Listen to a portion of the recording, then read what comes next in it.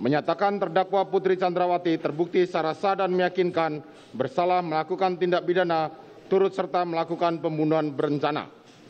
Menjatuhkan pidana terhadap terdakwa Putri Chandrawati dengan pidana penjara selama 20 tahun. Menetapkan lamanya masa penangkapan dan penahanan yang telah dijalani terdakwa dikurangkan seluruhnya dari pidana yang dijatuhkan. Menetapkan terdakwa tetap berada dalam tahanan, menyatakan barang bukti dikembalikan pada jaksa untuk dipergunakan dalam perkara lain. Menetapkan terdakwa